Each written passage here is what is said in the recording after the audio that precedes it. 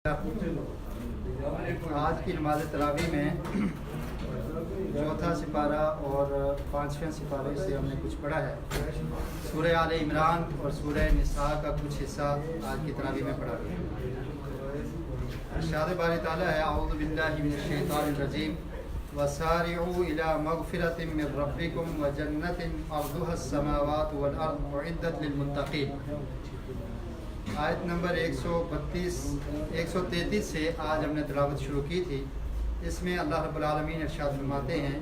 कि अल्लाह की मग़फ़िरत की तरफ जल्दी करो, यानी एक दूसरे से आगे बढ़कर अपने रब की मग़फ़िरत को हासिल करने की कोशिश करो।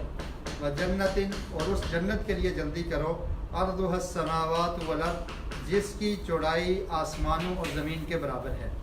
उइद्दत लिल मुत्तकीन, और ये जन्नत मुत्तकीन के लिए तैयार की गई है। आसमानों और ज़मीन के बराबर चौड़ाई, यानी जितने आसमान और ज़मीन आपको नज़र आ रहा है, तो इतनी बड़ी जन्नत है जो अल्लाह रब्बुल आलमीन ने मुत्तकीन के लिए तैयार की है। नबी मुकर्रम सल्लल्लाहु अलैहि वसल्लम से एक दफ़ा एक सहाबी ने पूछा कि अल्लाह के रसूल, इतनी बड़ी जन्नत है, आसमानों और ज़मीनों को घेरे में लिए हुए है और ये उसकी मकदार है, तो फिर जहन्नम कहाँ पर है? तो नबी मुकर्रम सल्लल्लाहु अलैहि वसल्लम ने इरशाद फरमाया कि जब दिन ख़त्म होता है तो रात आ जाती है, तो दिन कहाँ जाता है? उसने कहा अल्लाह ताला इसके बारे में बेहतर जानता है। तो फरमाया इसी तरह अल्लाह रब्बुल आलमीन इनके बारे में बेहतर जानते हैं। जितना अल्लाह ताला ने हमें इल्म दिया है उसके मुताबिक मान लेना, तस्लीम कर लेना, यही मोमिन का शेवा है। और जिन चीज़ों का इल्म बरज़ख के अमूर जो हैं उनका इल्म हमारे पास नहीं है, तो उनमें ज़्यादा कोशिश नहीं करनी चाहिए, क्योंकि इंसान का इल्म नाक़िस है और अल्लाह रब्बुल आलमीन ने इसको एक कम इल्म दिया है। तो अल्लाह ताला फरमाते हैं कि ये जन्नत हमने मुत्तकीन के लिए तैयार की है। और मुत्तकीन की कुछ सिफ़ात अल्लाह ताला ने आगे वाली आयत में बयान की हैं। अल्लज़ीना युनफ़िक़ूना फ़िस्सर्राइ वद्दर्रा, कि उनकी सिफ़ात ये हैं कि वो अपने माल को खर्च करते हैं खुशी में भी और मुसीबत में भी, यानी जब वो उनके पास माल वाफिर मिक़दार में हो, खुश हों तब भी खर्च करते हैं, और अगर कोई मुसीबत हो, माल की कमी हो, तो तब भी अपनी इस्तिताअत के मुताबिक अल्लाह के रास्ते में खर्च करते हैं। तो ये मुत्तकीन की या अहले जन्नत की एक सिफत है। दूसरी सिफत ये बयान की कि वल काज़िमीन अल गैज़, कि गुस्से को पी जाने वाले हैं, गुस्से को पी जाते हैं, ये इनकी दूसरी सिफत है। वल आफ़ीना अनिन नास, और लोगों से दरगुजर करते हैं। जो आदमी गुस्से को पी लेता है तो उसका नतीजा ये है कि वो इंसान को, दूसरे को माफ़ कर देता है। और उसके बाद फरमाया वल्लाहु युहिब्बुल मुहसिनीन, ऐसे एहसान करने वाले और नेकी करने वालों को अल्लाह ताला पसंद करता है, अल्लाह ताला उनसे मोहब्बत करता है। तो ये मुमिन जो मुत्तकीन हैं उनकी सिफ़ात है।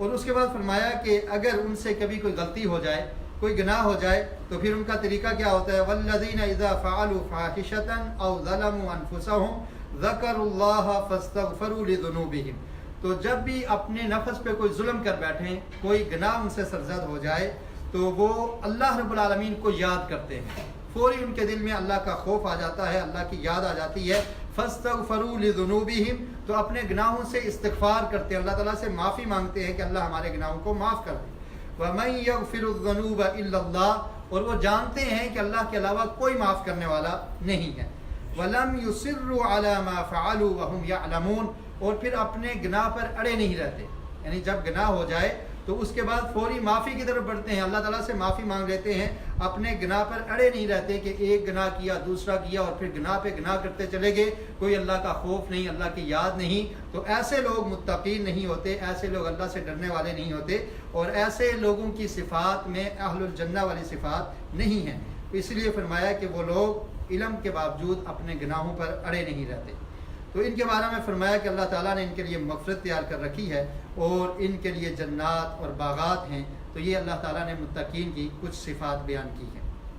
इसके बाद इसी सूरत की आयत नंबर 144 यानी 144 में अल्लाह रब्बुल आलमीन ने इरशाद फरमाया वमा मुहम्मदुन इल्ला रसूल क़द ख़लत मिन क़ब्लिहि रुसुल अफ़ा इन माता औ क़ुतिला इंक़लबतुम अला आक़ाबिकुम। जंगे उहद के मौका पर नबी मुकर्रम सल्लल्लाहु अलैहि वसल्लम जब ज़ख्मी हुए तो किसी आदमी ने ये अफवाह उड़ा दी कि आका अलैहिस्सलाम शहीद हो गए,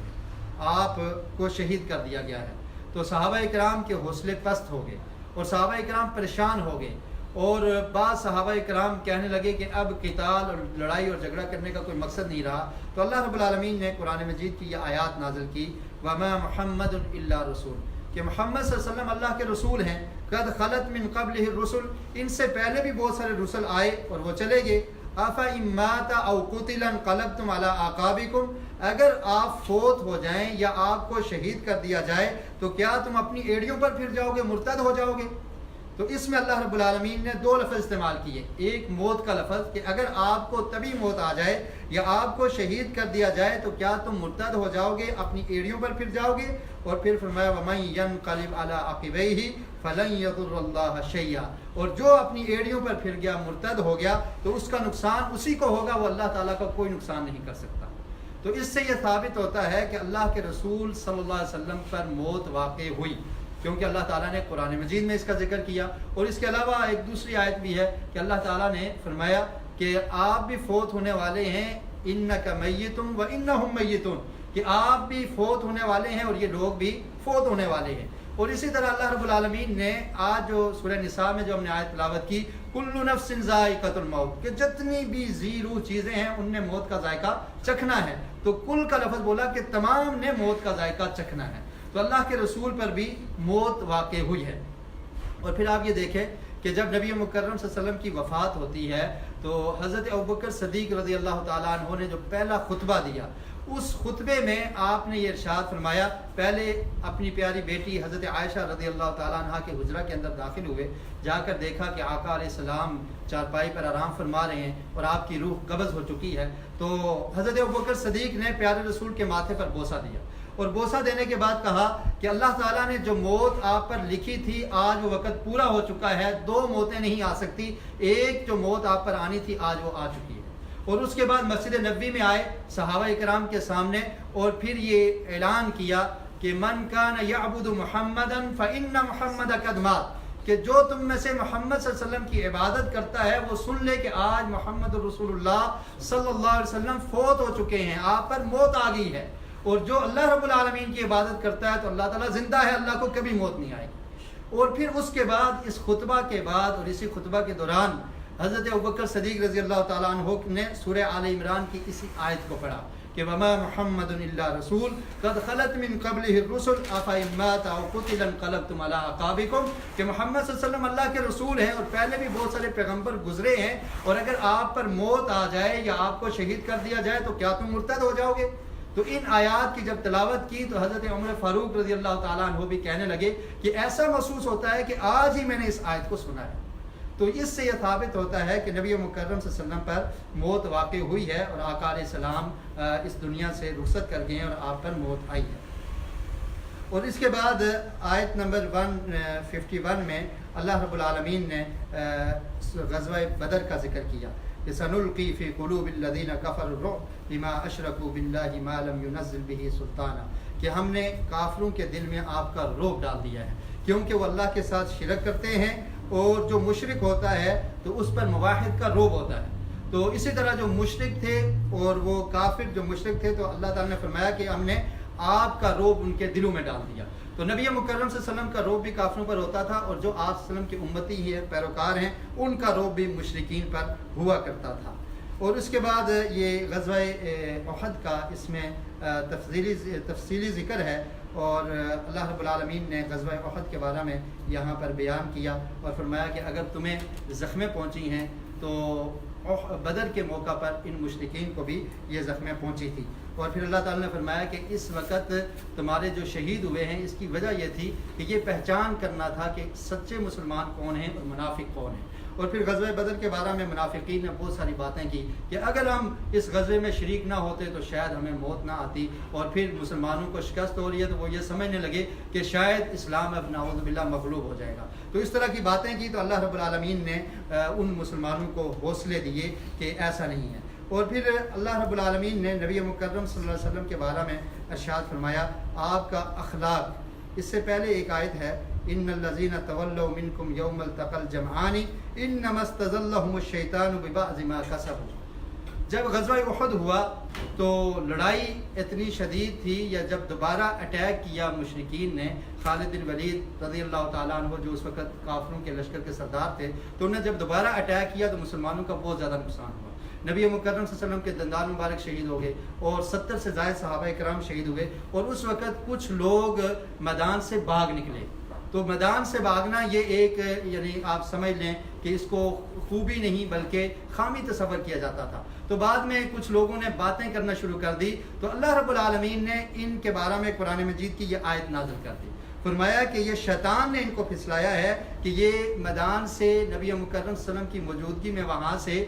کچھ لوگ بھاگ نکلے، تو یہ اللہ رب العالمین نے فرمایا کہ شیطان کی وجہ سے، شیطان نے ان کو پھسلایا ہے۔ اور اس کے بعد یہ اعلان کر دیا کہ وَلَقَدْ عَفَا اللَّهُ عَنْهُمْ، کہ اللہ تعالیٰ نے ان سب کو معاف کر دیا ہے۔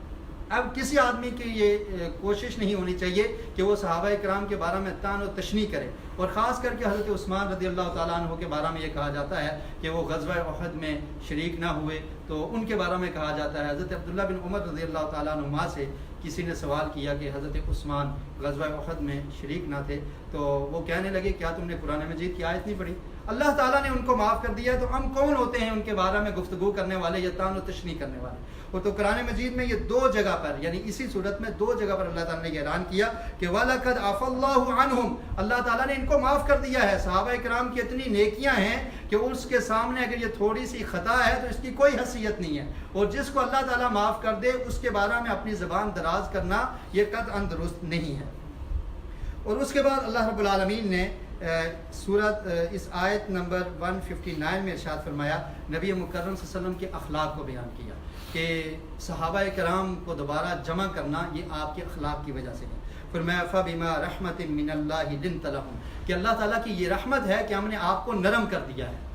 آپ نرم ہیں۔ وَلَوْ كُنْتَ فَظًّا غَلِيظَ الْقَلْبِ لَانفَضُّوا مِنْ حَوْلِكَ، اور اگر آپ سخت دل ہوتے تو یہ صحابہ کرام کبھی بھی آپ کے ارد گرد جمع نہ ہوتے، یہ آپ سے دور ہو جاتے۔ فَاعْفُ عَنْهُمْ، تو فرمایا کہ یہ آپ کی نرمی کی وجہ سے، آپ کے حسن اخلاق کی وجہ سے، یہ اخلاق بھی پیارے رسول صلی اللہ علیہ وسلم کا بہت اعلیٰ ہے، اور آپ نرمی برتا کرتے تھے، سختی نہیں کیا کرتے تھے، تو فرمایا کہ اس لیے یہ صحابہ کرام اور مسلمان آپ کے گرد جمع ہیں، اور اگر آپ کا دل سخت ہوتا، غلیظ القلب اگر آپ ہوتے، لَانفَضُّوا مِنْ حَوْلِكَ، تو یہ آپ کے قریب کبھی یہ صحابہ کرام جمع نہ ہوتے۔ تو پھر فرمایا کہ آپ ان سے درگزر کیجئے۔ اگر غزوہ احد میں کوئی ایسی خطا بھی ہوئی ہے کہ وہ میدان سے ہٹ گئے ہیں، تو اللہ تعالیٰ نے کیا فرمایا؟ فَاعْفُ عَنْهُمْ، آپ ان سے درگزر کیجئے۔ وَاسْتَغْفِرْ لَهُمْ، اور اللہ رب العالمین سے ان کے لیے دعا کیجئے کہ اللہ تعالیٰ ان کو معاف کر دے۔ وَشَاوِرْهُمْ فِي الْأَمْرِ، اور پھر تیسرا اصول یہ بتایا کہ اپنے ساتھیوں کے ساتھ نرمی بھی کرنی ہے، اور یہ ایک لیڈر کی یہ شان ہونی چاہیے کہ وہ غلطیوں سے درگزر کرے، لوگوں کو اپنے قریب کرے نرمی کے ساتھ۔ تو پھر فرمایا کہ ان سے درگزر بھی کریں، اور پھر ان کے لیے دعا کریں کہ اگر ان سے کوئی غلطی ہو گئی ہے تو دعا کریں کہ اللہ تعالیٰ ان کو معاف کر دے، اور پھر فرمایا کہ ان کو مشورے سے دور نہیں رکھنا۔ وَشَاوِرْهُمْ فِي الْأَمْرِ، کوئی بھی معاملہ پیش آئے تو ان سے مشورہ کرنا ہے۔ اللہ رب العالمین کی طرف سے نبی مکرم صلی اللہ علیہ وسلم کو وحی نازل ہوتی تھی، لیکن کوئی ایسا معاملہ جس میں واضح وحی نہ ہوتی تو اللہ کے رسول مشورہ کیا کرتے تھے۔ آپ دیکھ لیں غزوہ بدر کے موقع پر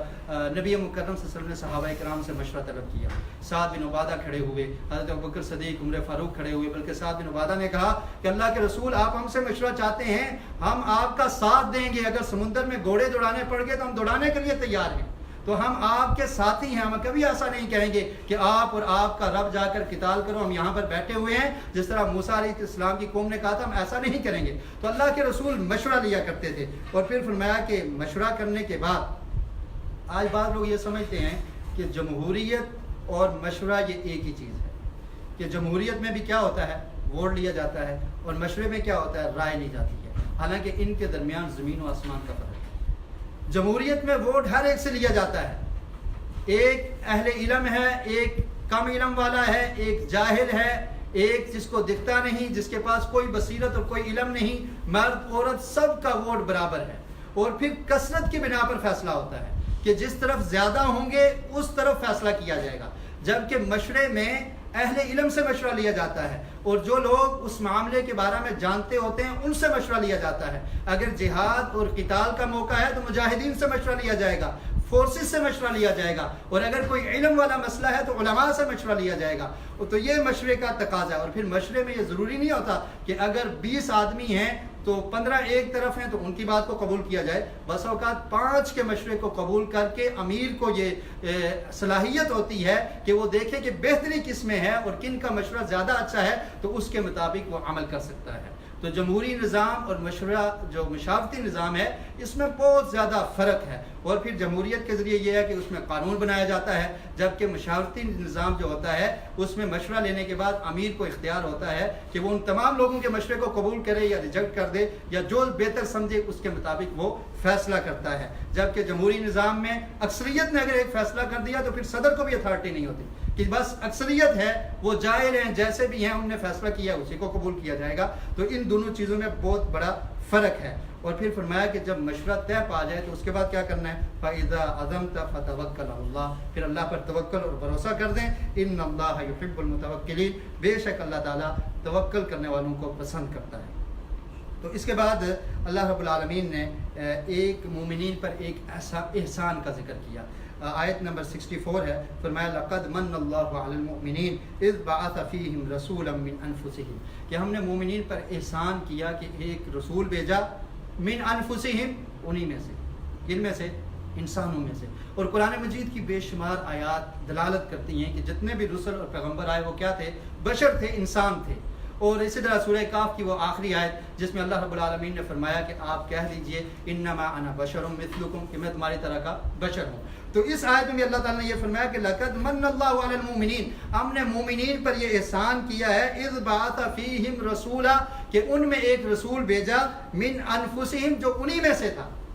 اگر ان میں سے نہیں کسی فرشتے کو رسول بنا کر بھیج دیا جاتا تو مسلمانوں کے لیے یا صحابہ کرام کے لیے مشکل ہوتی، کیونکہ فرشتوں کی کیفیت الگ ہے اور انسان کی کیفیت الگ ہے. تو اس لیے اللہ رب العالمین نے فرمایا کہ میں نے ان میں سے یہ ایک رسول بھیجا ہے اور یہ مومنین پر بہت بڑا احسان ہے. اس کا کام کیا ہے اس رسول اور پیغمبر کا؟ یتلو علیہم آیاتہ ویزکیہم ویعلمہم الکتاب والحکمہ وان کانوا من قبل لفی ضلال مبین، کہ وہ آیات اور حکمت کی باتیں سکھاتا ہے اگرچہ اس سے پہلے یہ لوگ واضح گمراہی میں تھے. نبی مکرم صلی اللہ علیہ وسلم کی نبوت سے پہلے اور آپ کی بعثت سے پہلے لوگ واضح گمراہی میں تھے. تو اللہ رب العالمین نے ان کی ہدایت کا ذریعہ بنایا اور مومنین پر یہ بڑا احسان عظیم کیا ہے. اس کے بعد غزوہ احد کا ہی ذکر ہے. ان کو ہم سکپ کرتے ہوئے آگے چلتے ہیں. 180 نمبر آیت ہے، اس میں اللہ تعالیٰ نے مال کو خرچ کرنے کے بارے میں فرمایا کہ جہاد میں جہاں پر جان کی قربانی کی ضرورت پڑتی ہے وہاں پر مال کی ضرورت بھی ہوتی ہے. تو اس لیے اللہ تعالیٰ نے اس چیز کا تذکرہ کیا کہ وَلَا يَحْسَبَنَّ الَّذِينَ يَبْخَلُونَ بِمَا آتَاهُمُ اللَّهُ مِنْ فَضْلِهِ هُوَ خَيْرًا لَّهُمْ، کہ وہ لوگ یہ گمان نہ کریں اور بخل نہ کریں جو ہم نے ان کو اپنے فضل سے عطا کیا ہے کہ وہ بخل کر کے کچھ بہتری کر رہے ہیں، کہ مال کو اپنے پاس جمع کر کے اب بخل کر کے ہوا خیر اللہم، وہ یہ سمجھتے ہیں کہ شاید ہم بہتری کر رہے ہیں. اللہ تعالیٰ فرماتے ہیں بل ہوا شر اللہم، یہ ان کے لیے بہت ہی برا ہے. اور کیا ہوگا؟ سیطوقون ما بخلوا به یوم القیامہ، جو بخل کر کے ان نے مال کو جمع کیا ہے قیامت کے دن یہ ان کے گلے کا توق بن جائے گا اور ان کے گلے میں ڈالا جائے گا. اور اللہ کو اس مال کی ضرورت نہیں ہے. وَلِلَّهِ مِيرَاثُ السَّمَاوَاتِ وَالْأَرْضِ، اللہ کے لیے آسمان و زمین کی میراث ہے. وَاللَّهُ بِمَا تَعْمَلُونَ خَبِيرٌ، لیکن جو لوگ بخل کرتے ہیں ان کو بخل کرنے سے منع کیا کہ تم اللہ کے راستے میں مال کو خرچ کیا کرو. اور یہ زکوٰۃ کو نہ دینے والوں پر بھی یہ آیت فٹ ہوتی ہے کہ وہ لوگ جو زکوٰۃ ادا نہیں کرتے تو نبی مکرم صلی اللہ علیہ وسلم نے فرمایا کہ قیامت کے دن ان کا مال سانپ کی صورت میں بن کے ان کو ڈسے گا اور ان کے گلے میں وہ توق کی صورت میں ڈال دیا جائے گا. تو اس کے بعد یہودیوں نے اور منافقین نے جب نبی مکرم صلی اللہ علیہ وسلم نے فنڈ کے لیے کہا کہ مال دیا جائے تو انہوں نے باتیں کرنا شروع کر دی کہ دیکھو جی اب اللہ تعالیٰ کو ہمارے پیسوں کی ضرورت ہے. بلکہ ہم نے پچھلے درس میں جو آیت پڑھی تھی وَمَن يُقْرِضُ اللَّهَ قَرْضًا حَسَنًا، کہ اللہ تعالیٰ کو کون قرض حسنہ دے گا. تو جب یہ کہا تو یہ منافقین اور یہود کہنے لگے کہ اللہ تعالیٰ ہم سے قرض طلب کرتا ہے، اللہ تعالیٰ ہم سے پیسے مانگتے ہیں، اللہ تعالیٰ کو ہمارے پیسوں کی ضرورت ہے. تو اللہ تعالیٰ نے اس کا جواب دیا کہ لَقَدْ سَمِعَ اللَّهُ قَوْلَ الَّذِينَ قَالُوا إِنَّ اللَّهَ فَقِيرٌ وَنَحْنُ أَغْنِيَاءُ، اللہ تعالیٰ نے ان لوگوں کی باتوں کو سن لیا ہے جو یہ کہتے ہیں کہ اللہ فقیر ہے اور ہم غنی ہیں. ان کی باتوں کو اللہ تعالیٰ نے سن لیا ہے. سَنَكْتُبُ مَا قَالُوا، اور ہم لکھ رہے ہیں جو وہ کہتے ہیں. وَقَتْلَهُمُ الْأَنْبِيَاءُ، اور یہ یہودی ایسے بدبخت ہیں کہ اللہ کے بارے میں انہوں نے یہ جسارت کی ہے اور اس سے پہلے انہوں نے انبیاء کو بھی قتل کیا ہے. وَنَقُولُ ذُوقُوا عَذَابَ الْحَرِيقِ، قیامت کے دن ہم ان کو کہیں گے کہ جو تم باتیں کرتے تھے اس کے بدلے جہنم کا عذاب تم آج چکھو. اس کے بعد وہی آیت جس کا میں ابھی تذکرہ کر چکا ہوں کہ اللہ رب العالمین نے یہود کی اور خاص کر کے منافقین کے بارے میں جو موت سے ڈرتے تھے تو فرمایا کہ کل نفس ذائقۃ الموت، کہ تمام کے تمام نفس جتنے بھی ہیں ان نے موت کا ذائقہ چکھنا ہے، موت سے کوئی نہیں بچ سکتا۔ وَإِنَّمَا تُوَفَّوْنَ أُجُورَكُمْ يَوْمَ الْقِيَامَةِ، اور قیامت کے دن تمہیں پورا بدلہ دیا جائے گا، پورا جو تم کرتے ہو اس کا پورا بدلہ ملے گا۔ تو اس سے یہ معلوم ہوتا ہے کہ دنیا میں اگر نیکی کا کوئی صلہ مل جائے تو وہ پورا نہیں ہے، یہ تو کچھ مل جاتا ہے اور بسا اوقات نیکی کا صلہ نہیں ملتا۔ کتنے لوگ شکوہ کرتے ہیں کہ فلاں سے میں نے اتنی ہمدردی کی، اس سے میں نے اتنا احسان کیا، لیکن اس نے میرے احسان کا بدلہ ہی نہیں دیا، بڑا عجیب آدمی تھا۔ تو اللہ کے لیے کام کرنا چاہیے، کیونکہ اللہ تعالیٰ کیا فرماتے ہیں کہ جو بھی تم عمل کرو گے تو توفون اجورکم یوم القیامہ، پورے کا پورا بدلہ دیا جائے گا۔ اور اسی طرح برزخ کی زندگی میں انسان کو وہ انعام اور اکرامات ملتے ہیں تو یہ بھی نامکمل ہیں، لیکن قیامت کے دن جنت کی صورت میں پورا بدلہ ملے گا۔ اور فرمایا کہ اس دن اصل کامیابی ہے۔ آگے فرمایا فمن زحزح عن النار وادخل الجنۃ فقد فاز، کہ اس دن جو جہنم سے بچا دیا گیا اور جنت میں جس کو داخلہ مل گیا تو وہی انسان کامیاب ہے۔ اور پھر دنیا کی حقیقت بیان کر دی، وما الحیات الدنیا الا متاع الغرور، کہ دنیا ایک دھوکے کا سامان ہے، دنیا کی کوئی حیثیت نہیں ہے، یہ دھوکے کا سامان ہے۔ اس کے بعد ہم سورۃ النساء کی طرف چلتے ہیں۔ سورہ نساء اس کا مطلب ہوتا ہے عورتوں کی صورت۔ نساء کا مطلب ہے خواتین یا عورتوں کو، عربی میں ایک عورت ہو تو اس کو مرأة کہا جاتا ہے، تو زیادہ ہوں تو ان کو نساء کہا جاتا ہے۔ تو اس صورت میں عورتوں کے حقوق بیان کیے گئے ہیں۔ بعض لوگ یہ شبہ مسلمانوں میں پیدا کرتے ہیں کہ خواتین کے حقوق اسلام میں نہیں ہیں، حالانکہ قرآن مجید میں اور نبی مکرم صلی اللہ علیہ وسلم کے فرامین میں جو حقوق خواتین کے لیے ہیں وہ کسی اور مذہب میں نہیں ملتے۔ تو اللہ رب العالمین نے خواتین کے حقوق کے لیے ایک پوری صورت نازل کر دی اور اس کا نام رکھا سورۃ النساء۔ تو اس کی پہلی آیت میں ہی اللہ رب العالمین نے نساء کا تذکرہ کیا، فرمایا کہ اے لوگو یا ایھا الناس اتقوا ربکم الذی خلقکم من نفس واحدہ، اس رب سے ڈر جاؤ جس نے تمہیں ایک جان سے پیدا کیا، وخلق منھا زوجہا، ایک جان کون ہے؟ آدم علیہ السلام، وخلق منھا زوجہا، اور اسی سے ان کی زوجہ کو یعنی حوا علیہ السلام کو پیدا کیا، وبث منہما رجالا کثیرا ونساء، اور پھر ان سے بہت زیادہ مرد اور عورتوں کو پیدا کیا۔ تو اس سے یہ پتہ چلتا ہے کہ آدم علیہ السلام سے ہی ان کی پسلی سے حضرت حوا یعنی ان کی زوجہ کو پیدا کیا گیا تھا، اور پھر اس سے بہت زیادہ مرد اور عورتیں پیدا ہوئی۔ اور نبی مکرم صلی اللہ علیہ وسلم کا فرمان بھی ہے کہ عورت کو ٹیڑھی پسلی سے پیدا کیا گیا ہے، تو اس کے ساتھ ایسا معاملہ رکھو کہ تم اس کے ساتھ چل سکو، تو زیادہ سختی نہ کرو کہ کہیں یہ ٹوٹ ہی نہ جائے۔ مطلب یہ ہے کہ زیادہ سختی کرنے کی وجہ سے تمہارے درمیان افتراق نہ ہو جائے، طلاق نہ ہو جائے، تو اس طرح سے چلنا ہے کہ تاکہ تم اس کو صحیح چلا سکو، کیونکہ اس میں ٹیڑھ پن ہوتا ہے۔ تو اس کے بعد اللہ رب العالمین نے یتیموں کا ذکر کیا، وَأْتُوا الْيَتَامَىٰ أَمْوَالَهُمْ وَلَا تَتَبَدَّلُوا الْخَبِيثَ بِالطَّيِّبِ، کہ یتیموں کا مال جو ہے اس کا خیال رکھا کرو، ان کے مال کو کھایا نہ کرو۔ اور پھر فرمایا کہ جو لوگ یتیموں کا مال کھاتے ہیں تو وہ بہت بڑا گناہ کرتے ہیں۔ اور پھر فرمایا کہ اگر تم یتیموں میں انصاف نہیں کر سکتے تو تم نے کیا کرنا ہے، فَانكِحُوا مَا طَابَ لَكُم مِّنَ النِّسَاءِ۔ اس آیت کا شان نزول یہ ہے کہ بعض لوگ یتیم جو بچیاں ہوتی تھی تو ان کو اپنے گھر میں رکھتے تھے اور پھر آپس میں ہی ان سے نکاح کر لیتے تھے۔ تو نکاح کرتے تھے جب تو ان کو گھر کی لڑکی سمجھ کے ان کے حقوق اس طرح نہیں ادا کیے جاتے تھے جس طرح باہر کی عورت کو بیاہ کر لایا جاتا ہے، کیونکہ کہتے ہیں یہ گھر کی عورت ہے، اس کا اتنا خیال نہیں کرتے تھے، اور بس اوقات مہر میں بھی کمی ہوتی تھی۔ تو اللہ رب العالمین نے فرمایا کہ اگر تم یتیموں کے میں انصاف نہیں کر سکتے، فَانكِحُوا مَا طَابَ لَكُم مِّنَ النِّسَاءِ، تو اس کے علاوہ کوئی عورتیں ہیں ان سے نکاح کر لو۔ اور پھر نکاح کتنے کر سکتے ہو اس کا بھی اس آیت میں ذکر ہے، مَثْنَىٰ وَثُلَاثَ وَرُبَاع، کہ 2، 3 یا 4 تک تم نکاح کر سکتے ہو، یعنی دو عورتوں کو، 3 عورتوں کو یا 4 عورتوں کو ایک وقت میں مسلمان مرد جمع کر سکتا ہے۔ نبی مکرم صلی اللہ علیہ وسلم کی زوجات زیادہ تھی، یا آقا علیہ السلام کا خاصہ تھا، اور کتنے ایسے لوگ ہیں جو مسلمان ہوئے تو ان کے نکاح میں 4 سے زائد جو خواتین تھی تو آقا علیہ السلام نے فرمایا کہ ان کو طلاق دی جائے، صرف ایک وقت میں مرد 4 عورتوں کو اپنے نکاح میں رکھ سکتا ہے۔ اور پھر فرمایا فَإِنْ خِفْتُمْ أَلَّا تَعْدِلُوا فَوَاحِدَةً، اور اگر تمہیں انصاف نہیں کر سکتے تو پھر ایک عورت پر اکتفا کر لو۔ تو اس کا یہ مطلب نہیں ہے کہ انصاف کرنا ممکن نہیں ہے، انصاف کرنا ممکن ہے، لیکن وہ انسان کہ جو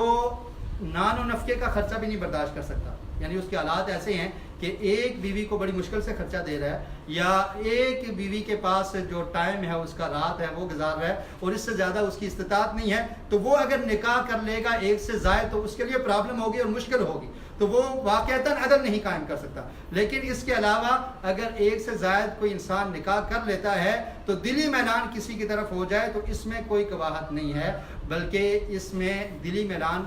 کسی کی طرف ہو جانا یا دلی محبت ہو جانا اس میں کوئی قباحت نہیں ہے، لیکن ایک سے زائد شادیاں کرنا یہ صحابہ کرام سے بھی اور نبی مکرم صلی اللہ علیہ وسلم کے عمل سے بھی ثابت ہے۔ اور اس کے بعد شادی کے معاملات میں ہی اللہ رب العالمین نے عورتوں کے ایک اور حق کو بیان کیا، وَآتُوا النِّسَاءَ صَدُقَاتِهِنَّ نِحْلَةً، کہ عورتوں کو ان کا حق مہر دیا کرو، حق مہر میں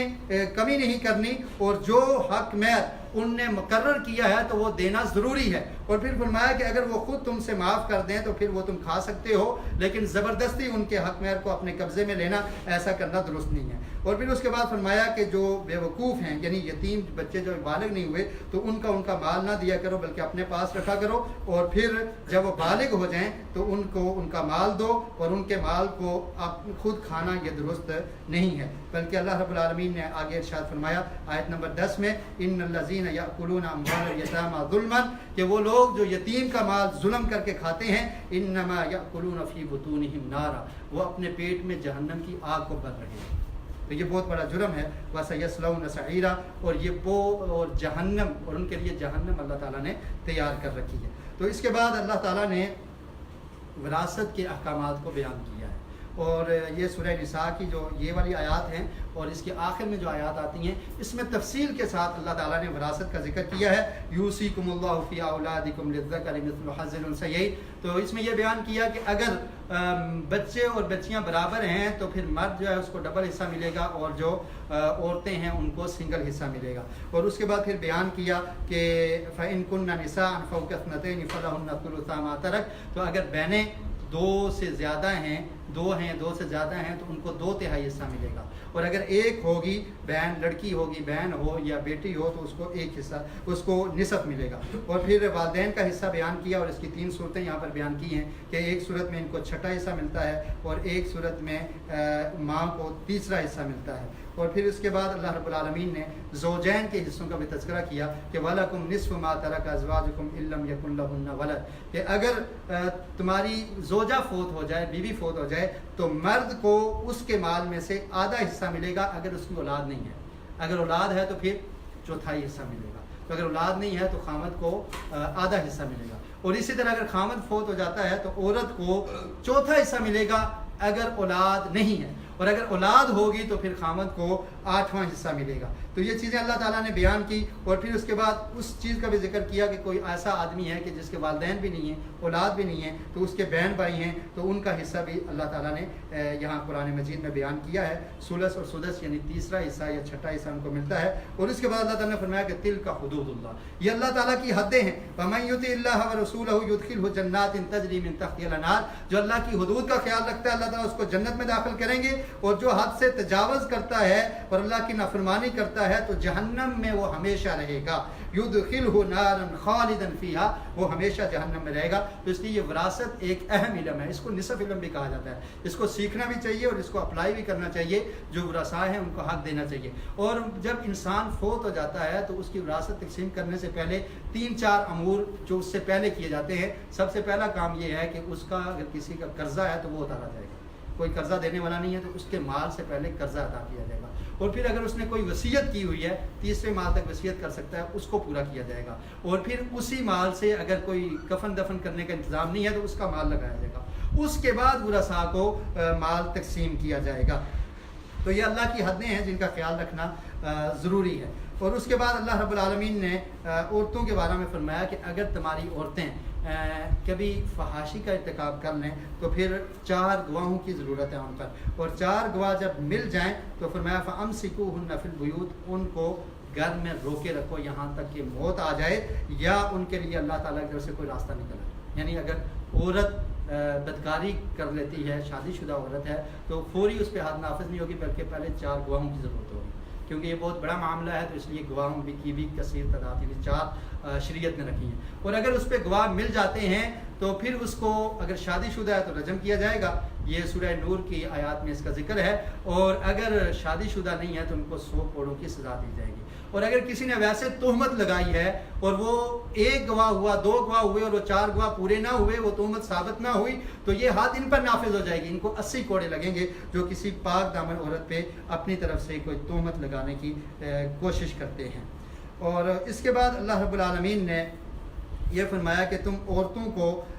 زبردستی, تمہارے لیے حلال نہیں ہے کہ تم عورتوں کے وارث بنو. اور یعنی عورت جاہلیت میں اگر فوت ہو جاتی تھی تو اس کو بسا اوقات شادی بھی نہیں کرنے دیا کرتے تھے, اس کو روکے رکھتے تھے کہ تاکہ جب یہ مرے گی تو اس کے ہم وارث بن جائیں. اللہ تعالیٰ نے فرمایا کہ ایسا نہیں کرنا. وَلَا تَعْضُلُوهُنَّ لِتَذْهَبُوا بِبَعْضِ مَا آتَيْتُمُوهُنَّ, اور پھر جو تم نے ان کو مال دیا ہے تم اس لیے ان کو شادی نہیں کرنے دیتے کہ تم نے جو ان کو حق مہر دیا ہے تو وہ اب ان کا ہو گیا اور یہ لے کر چلے جائیں گے. تو اس چیز سے بھی اللہ رب العالمین نے منع کیا. اور پھر فرمایا کہ اگر تم طلاق دینا چاہتے ہو تو جو حق مہر تم نے ان کو دے دیا ہے وہ ان سے واپس لینے کا تمہارا کوئی حق نہیں ہے, تم ان سے واپس قطعاً نہیں لے سکتے. اور اس کے بعد اللہ تعالیٰ نے فرمایا جاہلیت کی ایک رسم تھی کہ اگر کوئی آدمی اس کے باپ نے کسی عورت سے نکاح کیا ہوا ہے تو وہ فوت ہو جاتا ہے تو ستیلی ماں سے بھی نکاح کر لیا کرتے تھے. تو اللہ تعالیٰ نے قرآن مجید میں اس سے ممانعت کر دی. وَلَا تَنْكِحُوا مَا نَكَحَ آبَاؤُكُم مِّنَ النِّسَاءِ إِلَّا مَا قَدْ سَلَفَ, کہ جن سے تمہارے باپوں نے نکاح کیا تم ان سے نہیں نکاح کر سکتے. یعنی جو تمہاری ستیلی مائیں ہیں ان سے تمہارا نکاح قطعاً نہیں ہو سکتا. اور یہ بہت بڑی فحاشی ہے اور بہت بڑا گناہ کا کام ہے. اور اس کے بعد اللہ رب العالمین نے آیت نمبر 23 میں وہ رشتے جن کا ذکر کر دیا جن سے نکاح قطعاً نہیں ہو سکتا. وہ کون کون سے ہیں مختصر میں آپ کو ذکر کر دیتا ہوں. حرمت علیکم امہاتکم, ماں سے نکاح کرنا درست نہیں ہے. اور ماں سے اوپر دادی نانی یہ بھی اسی میں آتی ہیں. وبناتکم, بیٹیوں سے اور بہنوں سے اور پھوپھیوں سے, خالہ سے اور بھتیجی سے, اور اسی طرح جو بھانجیاں ہیں ان سے نکاح نہیں ہو سکتا. اور جو دودھ پلایا جن عورتوں نے تمہیں ان سے نہیں ہو سکتا. اور ان کی جو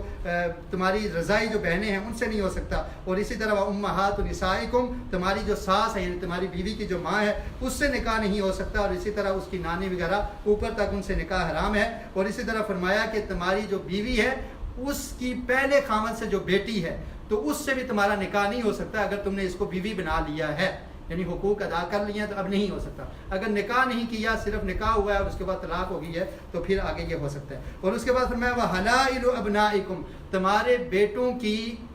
بیویاں یعنی تمہاری بہویں جو ہیں, اگر بیٹا فوت بھی ہو جائے تو بہو سے نکاح نہیں ہو سکتا, یہ حرام ہے. اور فرمایا وَأَن تَجْمَعُوا بَيْنَ الْأُخْتَيْنِ, 2 بہنوں کو ایک نکاح میں جمع نہیں کیا جا سکتا. اور اس کے علاوہ بعض چیزیں احادیث میں ذکر ہیں کہ پھوپھی اور بھتیجی کو ایک نکاح میں نہیں جمع کیا جا سکتا, خالہ اور بہنجی کو نہیں جمع کیا جا سکتا. تو اسی لیے ہم کہتے ہیں کہ حدیث بھی حجت ہے. اور اسی طرح وٹا سٹا کا نکاح یہ بھی درست نہیں ہے جسے نکاح شغار کہا جاتا ہے. تو ان چیزوں کا احادیث میں ذکر ہے. اس کے بعد 5واں سپارہ شروع ہو رہا ہے اور اس میں اللہ تعالیٰ نے فرمایا والمحصنات من النساء الا ما ملکت ایمانکم. اس پہلی آیت میں اللہ تعالیٰ نے نکاح کے متعلق جو چیزیں بیان کی ہیں اس میں یہ فرمایا کہ تم نے ان تبتغوا باموالکم محسنین غیر مسافحین, کہ تم مال دے کر تم نے نکاح کرنا ہے. مطلب کیا ہے کہ حق مال ادا کرنا ضروری ہے. اور نکاح کی نیت ہو غیر مسافحین, زنا کی نیت نہ ہو. مطلب یہ ہے کہ پکا عقد ہو, یہ نہیں ہے کہ میں 1 مہینے کے لیے کر رہا ہوں, 1 سال کے لیے کر رہا ہوں جیسے روافض کرتے ہیں. متع اس کو اسلام نے حرام کر دیا ہے. تو فرمایا کہ نکاح کی نیت ہو, صرف اپنی خواہش کو پورا کرنا یہ مقصد نہ ہو. اور پھر اس کے بعد فرمایا فآتوہن اجورہن فریضہ, کہ تم نے ان کو حق مہر بھی دینا ہے اور اگر وہ تمہیں خود معاف کر دیں تو اس میں کوئی حرج نہیں ہے. اور اس کے بعد اس میں یہ بھی اللہ تعالیٰ نے فرمایا کہ محصنات غیر مسافحات, کہ جو عورتیں جن سے تم نکاح کرنا چاہتی ہو نکاح مقصد ہو, زنا مقصد نہ ہو, اور وہ چھپی دوستی پکڑنے والے نہ ہوں. یعنی نکاح سے پہلے یا نکاح یا یہ مقصد ہو کہ صرف فرینڈ شپ یا اس طرح کے کام, تو اس کو اسلام نے اس چیز سے منع کیا ہے. اور اس کے بعد آیت نمبر 33 اور 34 اور اس کے بعد انشاءاللہ ہم ختم کریں گے. اس میں اللہ رب العالمین نے مردوں کے حق بیان کیے ہیں. الرجال قوامون علی النساء, کہ مرد جو ہیں ان کو اللہ تعالیٰ نے حاکم بنایا ہے عورتوں پر. کیونکہ ان کا زیادہ حق ہے، اللہ تعالیٰ نے ان کو فضیلت دی ہے۔ یہ دو وجہ سے ہے کہ ایک تو وہ جسمانی طور پہ قوت والے ہوتے ہیں، مقابلہ کر سکتے ہیں، وَبِمَا أَنفَقُوا مِنْ أَمْوَالِهِمْ، اور دوسری ان کی ذمہ داری ہوتی ہے کہ وہ اپنے گھر پہ مال کو خرچ کریں گے۔ تو اس لیے اللہ تعالیٰ نے ان کو فوقیت دی ہے اور ان کو یہ فضیلت دی ہے کہ نان و نفقہ بھی گھر والوں کے ان کے ذمہ ہے، تو اس لیے ان کو فضیلت حاصل ہے۔ اور پھر فرمایا فَالصَّالِحَاتُ قَانِتَاتٌ حَافِظَاتٌ لِلْغَیْبِ، عورتوں کی اور نیک بیویوں کی صفات بیان کی کہ وہ نیک بیویاں کیسی ہوں، قانتات، فرما بردار ہوں، اللہ کی بھی فرما بردار اور خامند کی بھی اطاعت کرنے والی، حافظات للغیب، اور جب خامد ان سے غائب ہو تو اپنے آپ کی حفاظت کرنے والی ہوں، پاک دامنی کی، اور اس کے مال کی بھی حفاظت کرنے والی ہوں۔ تو ایسی خواتین کی اللہ تعالیٰ نے صفات بیان کی کہ وہ نیک ہیں، اور نبی مکرم صلی اللہ علیہ وسلم کا فرمان بھی ہے کہ عورت، نیک عورت وہ ہوتی ہے کہ جب خامد اس کو کوئی حکم دے تو اس کی بات کو قبول کر لے، اس کی اطاعت کرے، اور جب اس کی طرف دیکھے تو وہ اس کو خوش کر دے، اور جب وہ گھر سے غائب ہو تو اپنی بھی اور اپنی جان کی بھی اور اس کے مال کی بھی حفاظت کرے۔ اور پھر فرمایا کہ واللاتی تخافون نشوزہن، اگر تم اس بات سے خوف زدہ ہو کہ تمہاری عورت تمہارے ساتھ بد اخلاقی کرتی ہے، تمہارا حکم نہیں مانتی، نافرمانی کرتی ہے، تو پھر اللہ تعالیٰ نے 3 طریقے بیان کیے ہیں۔ پہلا طریقہ کیا ہے، فَعِظُوهُنَّ، ان کو واعظ و نصیحت کرو۔ اللہ تعالیٰ نے جب عورتوں کے حقوق بیان کیے تو اس کے بعد ان چیزوں کا تذکرہ کیا کہ اللہ تعالیٰ نے عورتوں کو اتنے حقوق دیے ہیں، تو یہ نہ ہو کہ عورتیں اپنے حقوق کو سمجھتے ہوئے آپے سے باہر ہو جائیں اور وہ کسی کے کنٹرول میں نہ آئیں۔ تو اس لیے فرمایا کہ خامد کو بھی یہ حق حاصل ہے کہ اگر وہ اس کی نافرمانی کرتے ہیں فَعِظُوهُنَّ، تو ان کو سمجھائے، اگر وہ سمجھانے سے باز آ جاتی ہیں تو معاملہ یہاں پر ختم ہو جائے گا۔ وَاهْجُرُوهُنَّ فِي الْمَضَاجِعِ، اور اگر اس سے بھی باز نہیں آتی تو پھر ان سے بستر علیحدہ کر لیں، ان سے کچھ عرصے کے لیے ناراض ہو جائیں کہ تاکہ ان کو احساس ہو، اور اگر پھر بھی باز نہیں آتی تو وَضْرِبُوهُنَّ، ان کو مار پٹائی بھی کی جا سکتی ہے، لیکن مارنا اتنا شدید نہ ہو کہ اس کی ہڈیاں توڑ دی جائیں، یا ایسی ضرب لگانے سے بھی اسلام نے منع کیا ہے کہ چہرے پر نہیں مارنا، اس کو بدصورت نہیں کہنا، اور پھر ایسی ضرب نہیں لگانا کہ اس کے اعضاء ٹوٹ جائیں یا جسم پہ نشان پڑ جائیں، لیکن تعدیب کے لیے تھوڑا بہت مارنا یہ جائز ہے۔ فرمایا فَإِنْ أَطَعْنَكُمْ، اور اگر تمہاری وہ اطاعت کر لیتی ہیں، فرما برداری کر دیتی ہیں، فَلَا تَبْغُوا عَلَيْهِنَّ سَبِيلًا، تو پھر کوئی راستہ نہیں ہے ان کے لیے، تم کچھ بھی نہیں کر سکتے۔ اور پھر فرمایا کہ اگر اختلاف ہو جائے تو پھر اس کا طریقہ کیا ہے کہ ایک آدمی تمہارے گھر سے چلا جائے، ایک ان کے گھر کی طرف سے چلا جائے، اور آپس میں اصلاح کرنا ہے۔ اس کے بعد اللہ رب العالمین نے فرمایا کہ اللہ کی عبادت کرو، اللہ کے ساتھ کسی کو شریک نہ کرو۔ اور پھر ہم آگے چلتے ہیں، یا ایھا الذین آمنوا لا تأکلوا اموالکم بینکم بالباطل، تو اس میں اللہ رب العالمین نے ارشاد فرمایا کہ آپس میں جو تمہارا مال ہے اس کو باطل طریقے سے نہ کھاؤ۔ باطل طریقے کا مطلب یہ ہے کہ کسی کا مال ہڑپ کر لینا، رشوت کے طور پہ لے لینا، چوری کر لینا، یہ درست نہیں ہے۔ فرمایا کہ اگر تمہارے درمیان تجارت ہو تو تجارت کے ذریعے تم وہ مال ایک دوسرے کا یعنی رضامندی کے ساتھ نفع کی صورت میں کھا سکتے ہو، لیکن اس کے علاوہ اس طرح کسی کا مال ہڑپ کرنا اور باطل طریقے سے کھانا یہ قطعاً درست نہیں ہے۔ اور اس کے بعد اللہ رب العالمین نے شرک کی مذمت بیان کرتے ہوئے فرمایا کہ ان اللہ لا یغفر ان یشرک بہ، یہ آیت نمبر 48 ہے کہ اللہ تعالیٰ شرک کو کبھی معاف نہیں کرتے، وَيَغْفِرُ مَا دُونَ ذَلِكَ لِمَن یشاء، اس کے علاوہ جتنے بھی گناہ ہیں اللہ تعالیٰ چاہیں تو ان کو معاف کر سکتے ہیں۔ اور پھر آخری 2 آیات صرف ہم ان کا ترجمہ بیان کریں گے آج کے درس میں۔ یا ایھا الذین آمنوا اطیعوا اللہ واطیعوا الرسول، اس میں اللہ تعالیٰ نے اللہ کی اور اللہ کے رسول کی اطاعت کا حکم دیا اور حاکم کی اطاعت کا حکم دیا، اور پھر فرمایا کہ اگر تمہارا کسی مسئلے میں اختلاف ہو جائے فردوہ الی اللہ والرسول، اس کو اللہ اور اللہ کے رسول کی طرف لوٹا دو، اگر تم اللہ پر اور آخرت کے دن پر ایمان رکھتے ہو۔ یعنی کوئی بھی اختلافی مسئلہ ہو تو اس کا حل کہاں سے ملے گا؟ قرآن یا نبی مکرم صلی اللہ علیہ وسلم کے فرمان سے، اور فرمایا یہی بہتر ہے۔ اور پھر منافقین کا تذکرہ کیا کہ منافقین کی کیا عادت ہوتی تھی کہ جب کوئی انہیں فیصلہ کروانا ہو تو وہ اللہ اور اللہ کے رسول کی طرف فیصلہ نہیں لے کے جاتے تھے، بلکہ کیا کرتے ہیں، الم تر الی الذین یزعمون انہم آمنوا، کہ وہ لوگ جو یہ گمان رکھتے ہیں کہ ہم مومن ہیں، یعنی حقیقی مومن نہیں ہیں، منافق ہیں، وہ ان کا یہ ارادہ ہے، یہ گمان رکھتے ہیں کہ ہم مومن ہیں، اور کہتے ہیں کہ ہم ایمان لائے جو آپ پر نازل ہوا، جو آپ کے پہلے انبیاء پر نازل ہوا، لیکن ان کی حالت کیا ہے، یریدون ان یتحاکموا الی الطاغوت وقد امروا ان یکفروا بہ، حالانکہ وہ فیصلہ کروانے کے لیے طاغوت کی طرف پہنچ جاتے ہیں۔ طاغوت سے مراد کیا ہے؟ اللہ اور اللہ کے رسول کی اطاعت کو چھوڑ کے، آپ کے فرامین کو چھوڑ کے کسی اور کے فرمان کو مان لینا، کسی اور کو حاکم سمجھ لینا کہ یہ ہمارے درمیان فیصلہ کرے گا۔ تو منافقین کی کیا عادت تھی؟ کبھی اہل کتاب کی طرف، کبھی یہودی علماء کی طرف، کبھی نصرانیوں کی طرف، اور کبھی باطل جو حکمران بنے ہوئے ہیں کبھی کسی کاہن کی طرف لے جاتے تھے کہ یہ ہمارے درمیان فیصلہ کرے گا۔ حالانکہ اللہ نے کیا فرمایا کہ اطیعوا اللہ واطیعوا الرسول فإن تنازعتم فی شیء فردوه الی اللہ والرسول، کہ اگر کوئی تنازع ہو جائے، اختلاف ہو جائے تو تم نے فیصلہ کہاں سے کروانا ہے؟ اللہ اور اللہ کے رسول کی عدالت سے تم نے فیصلہ کروانا ہے۔ تو وہ اس عدالت کو چھوڑ کے طاغوت کی طرف، یعنی اللہ اور اللہ کے رسول کے مقابلے میں جو حکمران بنے ہوئے ہیں، جو حاکم بنے ہوئے ہیں، جو قوانین بنے ہوئے ہیں، ان قوانین کی طرف لے جاتے تھے کہ ہم فیصلہ یہاں سے کروائیں گے۔ آج بس اوقات یہ ہوتا ہے غیر مسلم ممالک میں رہنے والے لوگ بھی اس چیز کا شکار ہو جاتے ہیں کہ قرآن و سنت کے فیصلے کو چھوڑ کے وہ چاہتے ہیں کہ جس ملک میں ہم رہ رہے ہیں وہاں کا جو قانون ہے ہم اس کو فالو کر لیں گے۔ سب سے پہلے مسلمان کے لیے ضروری ہے کہ وہ قرآن و سنت سے اپنے معاملے کو حل کرے اور وہاں پر فیصلہ لے کر جائے، اور یہی اس کے اسلام کا تقاضا ہے اور یہی اس کے لیے بہتر ہے۔ بلکہ یہ عام سی بات ہے کہ جو بھی قانون اللہ اور اللہ کے رسول کے مخالف ہے وہ طاغوت ہے، اور اس کی طرف جانا یہ مسلمان کی شایان شان نہیں ہے، بلکہ قرآن و سنت کے مطابق ہی اپنے فیصلے کروانے چاہیے۔ تو اس کے بعد اللہ رب العالمین نے منافقین کا یہ تذکرہ کیا کہ وہ طاغوت کی طرف فیصلہ لے کر جاتے ہیں، حالانکہ ہم نے اس بات سے روکا ہے کہ وہ اس کا کفر کرے اور انکار کرے۔ آج کے